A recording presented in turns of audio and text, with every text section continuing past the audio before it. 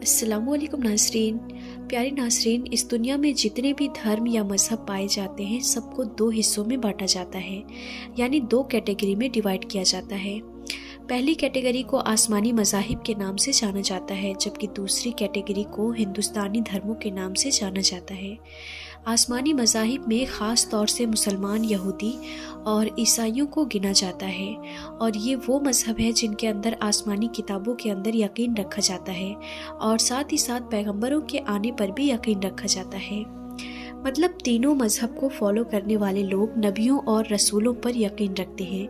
کہ جو خدا کی طرف سے وقت وقت پر ضرورت کے حساب سے ہماری دنیا کے الگ الگ علاقوں میں بھیجے گئے تھے، یعنی دنیا کو سیدھا راستہ دکھانے کے لیے، لوگوں کو برائیوں سے بچا کر اچھائیوں کی دعوت دینے کے لیے ان تینوں ہی مذہبوں کو یعنی آسمانی مذہبوں کو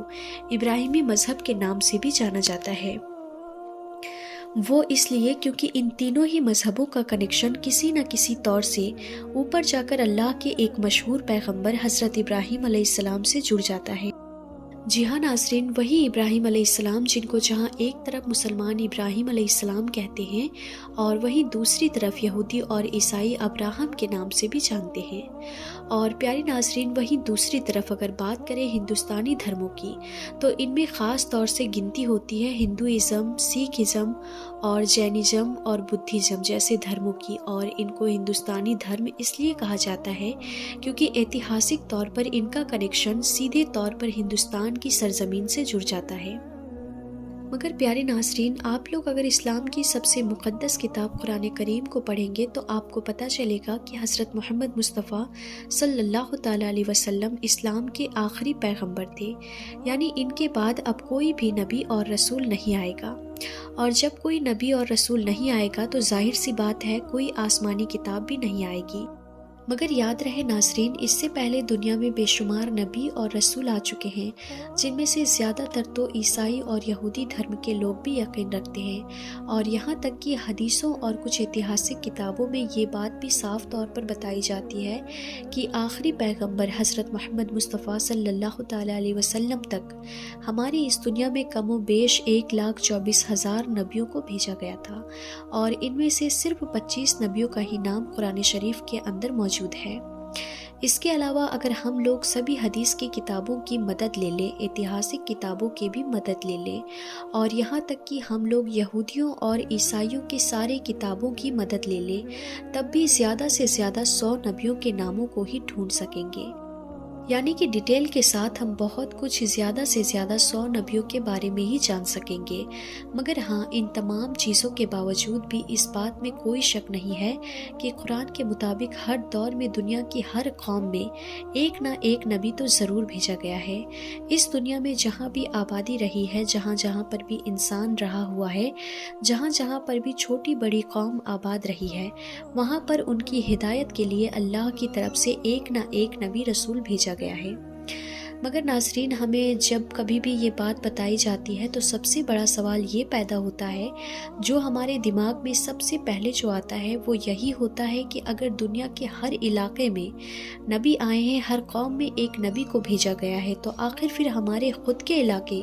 ہندوستان میں کون سے نبی آئے تھے؟ کیونکہ عام طور پر جہاں دنیا کے زیادہ تر علاقوں میں آنے والے نبیوں اور رسولوں کے ذکر سے کتابیں بھری پڑی ہے،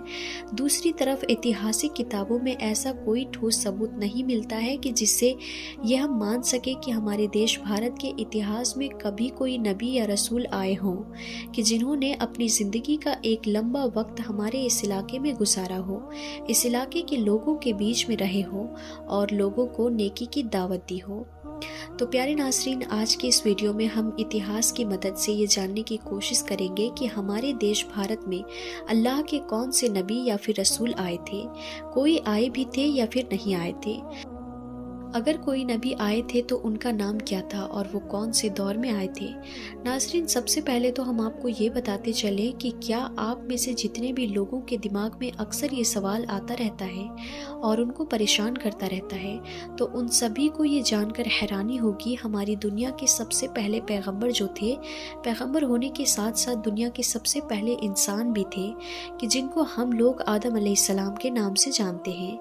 وہ دراصل خود ہندوستان کی سرزمین زمین پر ہی اتارے گئے تھے، یعنی کہ دنیا کے سب سے پہلے انسان، پہلے نبی ہندوستان میں ہی آئے تھے۔ اس دور میں حضرت آدم علیہ السلام کو ہندوستان کے علاقے کے جس پہاڑی پر اتارا گیا تھا، دراصل آج کے دور میں وہ سری لنکا میں موجود ہے، اور یہاں تک کہ آج تک وہاں پر ان کے قدم مبارک کے نشان موجود ہیں۔ جو آدم لفظ ہے یہ نہ تو کسی عربی زبان کا ہے اور نہ ہی فارسی زبان کا ہے، بلکہ وہ تو سنسکرت زبان کا ہے۔ جی ہاں ناظرین، وہی سنسکرت زبان جو پچھلے ہزاروں سالوں سے ہندوستان ہی کی زبان مانی جاتی ہے۔ سنسکرت میں آدم کا مطلب ہوتا ہے پہلا شروعاتی یا پھر اوریجنل، اور یہی وجہ ہے کہ ہم لوگوں کو بھی آدمی کہا جاتا ہے، جس کا مطلب ہوتا ہے آدم کی اولاد۔ اتنا ہی نہیں ناظرین، اگر آپ لوگ تھوڑی اور گہرائی سے اسے دیکھیں گے تو آپ کو پتہ چلے گا جس طرح کی چیزیں ابراہیمی مذاہب میں پائی جاتی ہے، یعنی کہ جس طرح کے واقعات عیسائیوں، یہودیوں اور مسلمانوں کی کتابوں میں موجود ہوتے ہیں،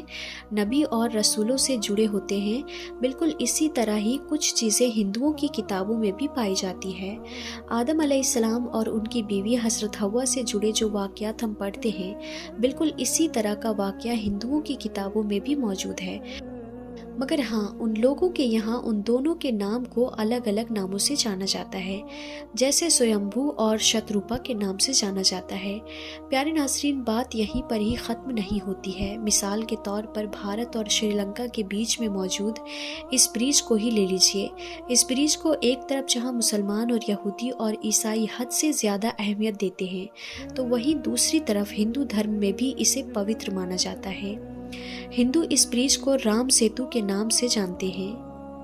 ان کے مطابق یہی وہ بریج ہے جس کی مدد سے ان کے بھگوان شری رام اور ماں سیتا کو بچانے کے لیے بھارت سے سری لنکا میں داخل ہوئے تھے۔ وہیں دوسری طرف عیسائی، مسلمان اور یہودی اس بریج کو ایڈم بریج کے نام سے جانتے ہیں اور اس کو سیدھے طور پر حضرت آدم علیہ السلام سے جوڑتے ہیں۔ ان کے مطابق یہی وہ بریج ہے جس کی مدد سے حضرت آدم علیہ السلام نے سری لنکا سے بھارت میں داخل ہوئے تھے۔ مگر ناظرین، ان تمام چیزوں سے الگ ہٹ کر جو سب سے زیادہ حیران کر دینے والی چیز جو ہے وہ دراصل حضرت نوح علیہ السلام کا اتہاس ہے، کیونکہ زیادہ تر لوگ جو ایسے اتہاس میں مہارت رکھتے ہیں اور اس ٹاپک پر ریسرچ کرنے کی کوشش کرتے ہیں، ان کے قلم کی نوک بھی حضرت نوح علیہ السلام پر جا کر ہی ٹھہر جاتی ہے، اور وہ یہ بھی کہنے پر مجبور ہو جاتے ہیں کہ ہو نہ ہو حضرت نوح علیہ السلام کا ہندوستان یعنی بھارت کے ساتھ